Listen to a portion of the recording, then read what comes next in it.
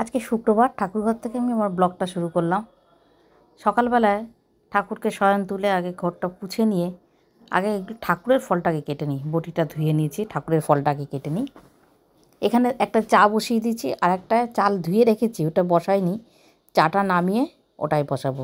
শুধু শুধু আর একটা গ্যাস ধরিয়ে ওভেন ধরিয়ে লাভ নেই, কারণ পুজোটা করতে আমার টাইম লাগবে। তা কর্তামশাই তো যথারীতি গুড় করবো, তো আমার পুজো দিতে খুব সমস্যা। ওই জন্য আমি কর্তামশাইকে চা দিয়ে তারপরে আমি পুজোতে বসবো। ভাতটা বসিয়ে দিয়ে কমিয়ে দেবো গ্যাসটা, ভাতটাও হতে থাকবে আর আমার পুজোটাও হয়ে যাবে। আর এখানে আমি একটু শাক আলু আর শশা কেটে নিচ্ছি, ঠাকুরকে দেবো ভোগের প্লেটে। তো এই কেটে নেওয়ার আগে ক্যামেরাটা অন করলাম তোমাদের সঙ্গে। তার আগে এই ফাঁকে একটু শর্টও করে নিলাম, বুঝেছো, একটু শর্ট ভিডিও করে নিলাম। তা সে যাই হোক, কাজগুলো করতে থাকি আর তোমাদের সঙ্গেও আমি আছি। চায়ের জলটা মনে হয় ফুটে গেছে, দাঁড়াও চাটা দিয়ে আসি, নাহলে জলটা একদম শুকিয়ে যাবে। মাপ মতন জল দেওয়া তো, দুইজনে খাই, এখন চাটা একটু বুঝে দিতে হয়, নাহলে অনেক সময় রাতের দিকে চাটা আবার না থেকে যায়, জানো তো। যার জন্য চাটা অনেক সময় কয়েকবার ফেলেও দিয়েছি। অত রাত্রে তখন আর চা খাওয়া যায় না, এমনি তো আমরা চাটা ভালোবাসি, তাই বলে আর বেশি রাত্রে কী আর খাওয়া যায় বলো? ওতে ঘুম আরও চটে যাবে, রাতের ঘুমটা নষ্ট হয়ে যাবে। ওই জন্য একটুখানি মাপ করেই বসাই। তা যাই, চাটা দিয়ে আসি, দাঁড়াও উঠি।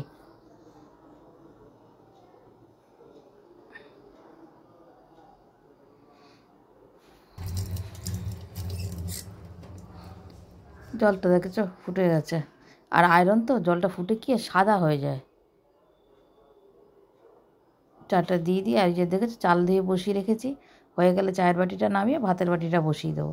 ভাত এদিকে হতে থাকবে আর আমি আমার কাজটা করব। এবার চাটা ফ্লাক্সে ঢেলে রাখি, ঢেলে রেখে কর্তামশাইকে এবার চা দেবো। তো নাড়িয়ে নিই, নাহলে ওপরে ভাসবে। আর একটু রেখে দিলে ভালো হতো, একটুখানি পাতাগুলো ভিজতো ভালো হতো, কিন্তু না, দেরি করার উপায় নেই। চা নাও।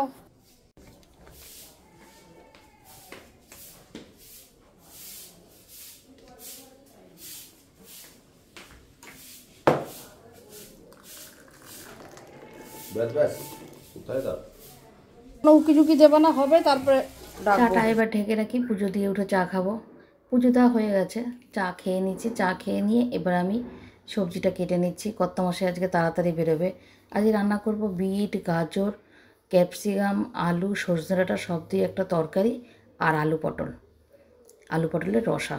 রসা বলো ডালনা বলো, যাই হোক এটাই হবে রান্না। কর্তামশাই আজকে একটু তাড়াতাড়ি বেরোবে, বলেই দিয়েছি আমি তাড়াতাড়ি বেরোবো।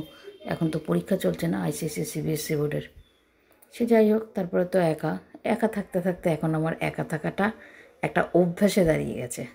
এই কথাটা আমার মেয়ে একবার বলেছিল, মা দেখবে একা থাকতে থাকতে কিন্তু কোন সময় দেখবে তোমার একা থাকতে অভ্যাস হয়ে যায়, তখন কিন্তু লোকজন আসলে সমস্যা হবে। তা এখন একটা পুরো রুটিনের মতন চলি তো, আর ভীষণ ভীষণ ব্যস্ত থাকি, ভীষণ ব্যস্ত থাকি। এই সোশ্যাল মিডিয়া নিয়েই আমি এখন ভীষণ ব্যস্ত থাকি। কেননা এক সময় আমি খুব কষ্ট পেয়েছি, খুব কষ্ট পেয়েছি। প্রথম কথা, যখন পুরনো বাড়ি থেকে এই নতুন বাড়িতে আসলাম তখন কষ্ট পেয়েছি, একা একা থাকতে পারি না। অনেকগুলো ভাই বোনের মধ্যে বড় হয়েছি, তারপরে যেখানে ছিলাম সেখানেও প্রচুর লোকজন, পাশাপাশি থাকতে থাকতে একটা আত্মীয়র থেকে বড় সম্পর্ক হয়ে ওঠে তাদের সঙ্গে। তাদের ছেড়ে এসেছি, অনেক কষ্টে ছিলাম, অনেক কষ্ট করেছি, কেঁদেছি, রাতের বেলা বালিশও ভিজে গেছে, কেউ সেটা দেখেনি, কেউ লক্ষ্য করেনি।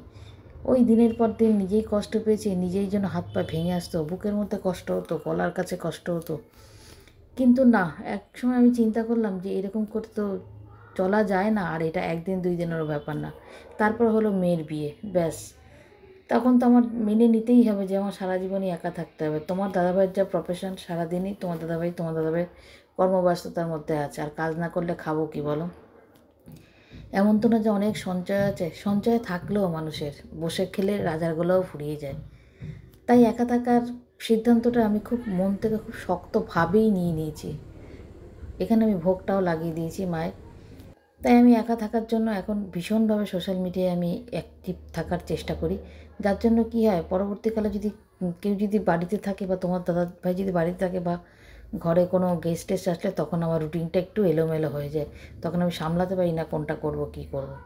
তোমরা তো জানো সোশ্যাল মিডিয়ায় কাজ করা মানে একদম টাইমে টাইমে ভিডিও দেওয়া, অ্যাবসেন্ট করলে হবে না, তোমরা তো জানোই ভীষণই অ্যাক্টিভ থাকতে হবে।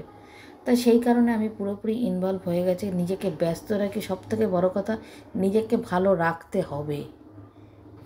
এটা তোমাকে কেউ করে দেবে না, নিজেকে ভালো সবসময় রাখতে হবে। বিশেষ করে তোমার দাদাভাইয়ের জন্য তোমার ভালো থাকতেই হবে।